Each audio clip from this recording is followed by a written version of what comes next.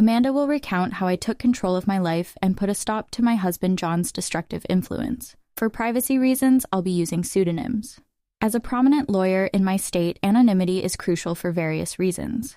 Let's not delve into the intricacies of my and John's love story. We fell in love, got married, and eventually divorced. The love, it seemed, wasn't reciprocal as John cheated on me. The signs were apparent: avoidance or excessive time outside, and frequent business trips. Though I wasn't involved in his sizable business, despite my success as a lawyer, John considered me a failure due to earning less than him. One day, during another one of his supposed business trips, I decided to investigate. I discovered a secret Facebook account on his old laptop, confirming my suspicions. He was cheating with a beautiful woman, someone he found more attractive than me, often criticizing my appearance. Heartbroken and angered, I confronted him immediately. "John, are you cheating on me? I have proof," I declared. John callously responded, "Amanda, you're just not that interesting anymore. You're always engrossed in pointless cases, neglecting me. Besides, you're not a supermodel who can captivate me with looks alone." Confused, I retorted, "What are you talking about, John? I have a demanding job and you knew that when we got married. I haven't neglected you. It's you who stopped coming home and refused to communicate." And that's how I discovered John's affair. When I finally decided to confront him, I anticipated a degree of remorse from him, but the cold response I received caught me off guard. He shifted all the blame onto me, justifying his cheating. A claim that held no validity. Refusing to be falsely accused, I pointed out the flaws in his accusations. Instead of defending his position, he turned cold once more and nonchalantly revealed that he was relieved I had discovered his affair. In a chilling tone, John declared, "Good that you found out, Amanda. I no longer have to hide my beautiful girlfriend. She and I will have a perfect life together after I divorce your useless self. Finally, I will marry someone who's worthy of me and my name." His words hit me like a ton of bricks, sending a cold shiver down my spine. As he spoke of divorce, he not only insulted me, but also asserted that I was not good enough for him, accusing me of being a bad wife. He showed no remorse for his affair and even boasted about how his mistress would make a better spouse. Tears streamed down my face as he demeaned me, proclaiming his affair with pride. This was the man I had loved for over a decade, and his words left me shattered. Through my tears, I asked, "How could you say that, John? All these years I've been beside you through thick and thin, honoring my vows and valuing you above all else." His callous response cut deep, dismissing my worth. "Well, Amanda, it doesn't matter anymore. You're just not right for me. I'm now a proud business owner, and a woman with average looks and a pretentious law degree won't do me any good," he said, leaving me feeling utterly demeaned. I protested, "How could you, John? I'm a capable woman. Even if I don't fit your narrow definition of beauty, I've been a good wife to you, and now you're contemplating divorce?" Correcting me, he stated coldly, "I'm not contemplating divorce, Amanda. I've already decided to divorce you. I'm done. I don't want to be with you anymore. I will file soon and have already hired a great lawyer. You better move out before I come home. I don't want to see your ugly face anymore." A few hours after John hung up on me, he sent the divorce papers through a friend who looked at me sympathetically. I numbly accepted the papers, shut the door, and cried miserably, ably letting the reality of my wasted years with a horrible man sink in. However, I decided I wouldn't let this break me. I was a strong woman who would take control of her life and teach John a lesson. When John's friend delivered the papers, he mentioned that John had talked about drawing out the divorce. Initially puzzled, it dawned on me that we had a prenup. John had insisted that I was entitled to half of his business if he cheated, something I had overlooked in my emotional turmoil. It made sense why John wanted to prolong the divorce. He hoped I would give up my rightful share. Determined not to let go of what was rightfully mine, I immediately called his lawyer and set up an appointment. Within 2 days, I moved out of John's house and into my childhood home, which was in my name. I texted John that I had already moved my belongings, asserting, "I took my ugly face and body out of your damn house." "Good that you've come to your senses and are not making a fuss," John responded, boasting about his lawyer's reputation. But I calmly warned him, "I won't give you my business, that's for sure. For now, you will stay away from me." Determined to uphold the prenup, I was ready to face whatever challenges lay ahead. "I don't want to talk to you. You can only speak to me through my lawyers now, and I expect you to empty my house," I added. John's words ignited a surge of boiling rage within me. It's astonishing how anger and hatred can fuel one's determination when faced with such utter contempt. My mind cleared, and I couldn't help but almost laugh at John's ignorance. He had no clue who he was up against, doubtful that his lawyer Harry knew either. I arranged a meeting with Harry at a cafe. Upon seeing me, Harry began to visibly tremble, only calming down upon recognizing me. He seemed confident, but not enough. Harry was a decent lawyer, but he hadn't anticipated facing off against someone like me. John never considered me influential. Harry was utterly unprepared for our encounter. Harry appeared nervous and his hands shook, but I refrained from further intimidation. He wasn't to blame for my predicament. "Hello, Harry, nice to see you here," I greeted, noticing his surprise. "If you have any doubts, let me clear them for you. Yes, I am the wife." "Ma'am, I'm so sorry, I wasn't expecting you to show up," Harry stammered, flustered by my presence. "The surnames don't match because I got married after I received my law degree. I use my maiden name for official purposes," I explained. I see," Harry muttered, visibly uncomfortable. "So I'm guessing you want to drag out this case. That's what my client has told me." "Your client has been misleading you, Harry. He's the one who wants to prolong this case. Isn't that what he told you?" I confronted him directly, knowing my reputation as a lawyer spoke volumes. Harry squirmed under my scrutiny. Accustomed to asking the right questions, I didn't mince words. "You don't have to answer that, Harry. I've known John for over a decade. I married that idiot, for God's sake. I know what goes through his thick head." Concerned for Harry's predicament, I decided to enlighten him. "Since I know you and it's not fair to you, I'll tell you the truth about this divorce." "What do you mean, ma'am?" Harry inquired, clearly taken aback. "Did my dear husband mention to you that he cheated on me?" I asked pointedly, watching Harry's expression for confirmation. His reaction spoke volumes, confirming my suspicions once again. Harry was caught off guard by my revelation. I won't lie. It stung and hurt my ego to admit to my colleague that I had been cheated on. It's not a pleasant experience, however, I knew better than to betray my emotions. No matter how humiliated I felt, I still had the upper hand, and I was well aware of that. Harry, on the other hand, didn't. To know. He said, "Oh no, I don't think my client has told me about that, but he did warn me that, in his words, you would make some baseless accusations because you want to ruin him." "Oh, you poor thing, Harry. Your client has played you like a fiddle. Although it might make you happy to know that John thinks you are one of the best lawyers out there." "Well, that's a big compliment, but I will never measure up to you, ma'am," he confessed. "I wish he had told me that his wife also practices law. He only told me that you work at a law firm." My husband never really took my accomplishments seriously. He had a habit of undermining my work and influence. It was foolish of me to stay with him this long. However, it was smart of me to sign the prenup to save myself. Harry was completely taken aback by the mention of the word prenup.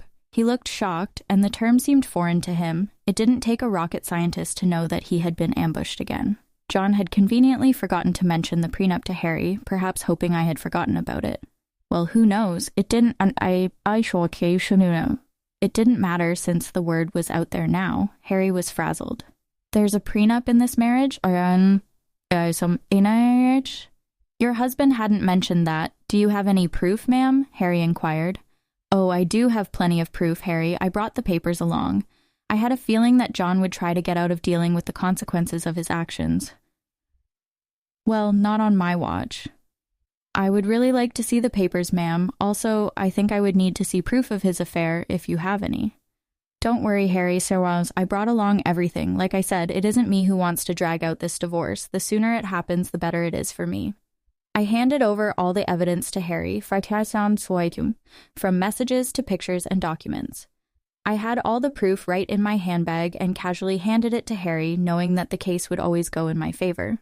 Harry studied each and every document thoroughly before sighing and looking rather defeated. He then looked at me and said, "And I see that you have solid proof of everything, ma'am. I had no idea about all of these things." "I figured that out, Harry. Also, I know how difficult it is to work with unreliable clients, especially when the opposite party has an equally strong lawyer for their case," I replied. "You're right about that, ma'am. I think that's all I needed to talk about today. I believe I need to have a serious conversation with my client before I decide to proceed with this case. I'm sure someone will contact you soon, although I can't say that it will be me," Harry said. I could tell what Harry was hinting at, but didn't comment on it. I thanked him for his time and proceeded to walk out of the cafe. I went straight to work and started preparing my own documents for the divorce. All the lingering sadness was gone now. There was a rage within me that was driving me to make sure John suffered for what he had done, and I knew he had no way out of the mess he had created. It took John one day to get back to me. He called me on my number despite telling me not to contact him directly. It was funny but not surprising. I knew he would find himself in this situation. When I answered his call, he sounded very pissed off. "What the hell did you say to my lawyer, Amanda?" My, look who's calling after telling me to stay away. "Now, what happened with your lawyer, John?" I responded coolly. "Stop playing around, Amanda. Tell me what you told him that made him quit today." "Your lawyer quit today? How sad, John. I guess you should have been honest about your situation and who they would be fighting against." "You don't know what you're saying. You are a freaking nobody. I won't let you take away my family business," he spat. "Oh, I would like to see you try, John. Go ahead, hire a better lawyer. I doubt you'll find one. But just wait and watch. I will destroy you in court, and you will come to me begging for mercy." "Well, sounds like a plan, John. Good luck with that. But a word of advice from one lawyer to another. Remember to tell your new lawyer about your affair and the prenup." When I said that, John simply hung up on me. It made me chuckle. He was in deep trouble, but still didn't realize it. He would try every lawyer in town hoping someone would represent him, but I was a known name here, so people knew better than to mess with me. Plus, anyone foolish enough to believe his lies would be quickly dragged down to reality when I presented them with my evidence. John had said that he would make me beg for mercy. I knew it was only a matter of time before he would come begging at my door instead. And I was right. One fine morning, while I was getting ready for work, there was a knock at my door. I was a little confused about who would show up at such an odd time. Imagine my surprise when I opened the door and found my soon-to-be ex-husband looking forlorn and weary. I invited him in because I didn't want a scene outside my home. I was already dealing with enough. When he came inside, I said, "Make it quick, John. I don't have enough time to waste on you. I don't even know why you're here. We were supposed to strictly communicate through lawyers only." "Yeah, how about that? I haven't found a good divorce lawyer yet."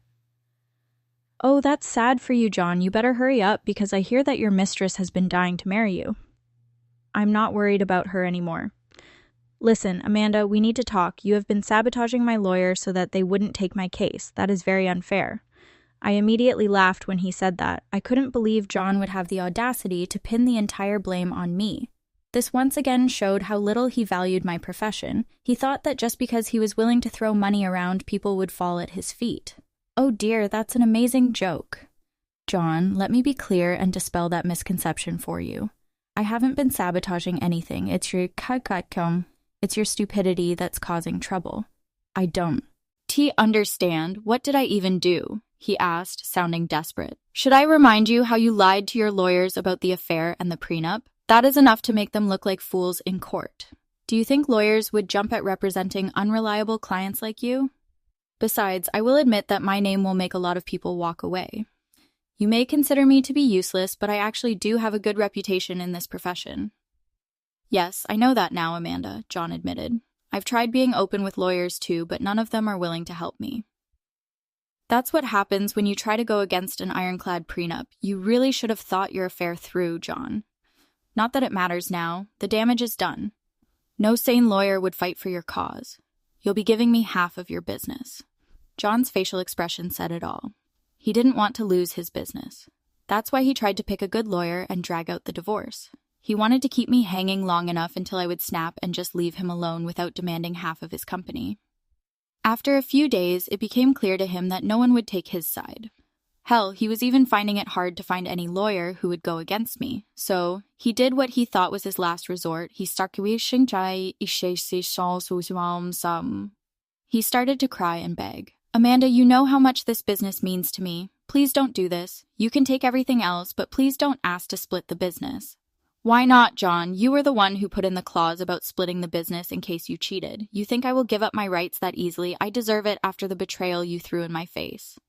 It was all a mistake, Amanda. Believe me, I've actually put my relationship on hold because I know what a big mistake it was. Maybe, just maybe, we can give this marriage a try. I can say for sure that this hurdle will only make us stronger. John's words made me laugh out loud again. The audacity of this man was unmatched by anyone I knew. I really didn't know what to say. He was actually asking to get back together as if I would be stupid enough to do that. I did know that he had put a pause on his relationship with his mistress. The rumors were out that the mistress was not happy and neither was John. But if he thinks this will make me go back to him, he is dead wrong. I already made the mistake of marrying a piece of trash and learned my lesson the hard way.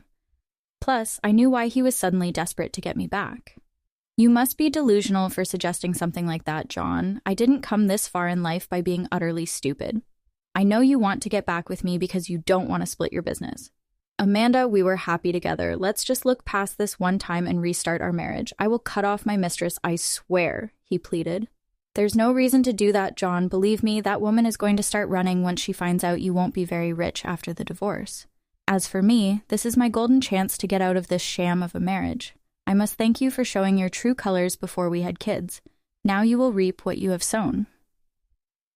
With that, I was pretty much done with my piece. I immediately stopped talking while John kept begging and pleading with me not to take his business. It was a rather pathetic scene, but it didn't move me at all. Instead, it made me think of all the times I went to bed crying because this piece of trash I called my husband decided to betray me. Seeing John in a vulnerable place only gave me satisfaction and completed my revenge. Now, I simply needed a clean break to start fresh. Well, I definitely got more than I had bargained for. Karma hit John hard and fast. He tried for weeks to change my mind and make me come back home. I turned a blind eye to everything simply because I wasn't interested in his drama. I was ready to move on. Since he had already filed for divorce, I hired someone from my firm to represent me. I'm not a divorce lawyer, so I couldn't do it myself. Besides, I wanted as little interaction with him as possible. After a month of trying to change my mind, he was forced to get a lawyer and ask for a clean break. He knew that if I took the case to court, he would only face humiliation and ultimately waste money on court-appointed lawyers. So he receded and asked for a mutual split. The prenup made it super easy for me to get the divorce. Of course, I had plenty of proof to show everyone that John had cheated. As per the prenup, he was supposed to give up half of his business to me. He wasn't happy, but there was no way out, so he signed over half of it to me. We did give him an offer to buy me out, but he had no money. Now, why would a big business owner like John have no money, you ask? Well, he had spent it all on his mistress, who is now not taking his calls or texts. I guess she figured out that he wouldn't be rich anymore. But now, no one is willing to date her because they know what a gold digger she is. What goes around comes around, I guess. The mistress was the least of John's troubles. With half of his business gone, his earnings were severely reduced. He had to sell his house because he didn't have enough money to maintain it or even pay the mortgage properly. He's currently renting a condo, which is a serious downgrade from the big mansion he used to live in. He even tried to get back with me again, hoping to regain full control of his business. Well, safe to say, that is never happening. Now he either has to continue the way things are or manage to save enough money to buy me out. If you're wondering about me, I'm actually doing pretty well. I've appointed someone to take care of my share of John's business, and so far things have been amazing. I ended up upgrading my lifestyle by buying a new mansion, thanks to my combined income from my law practice and the business. Things are going well, and I'm living my best life. Honestly, I couldn't be happier. All in all, the divorce played out well for me. Instead of getting played by my ex-husband and his mistress, I ended up ruining their lives and bettering mine.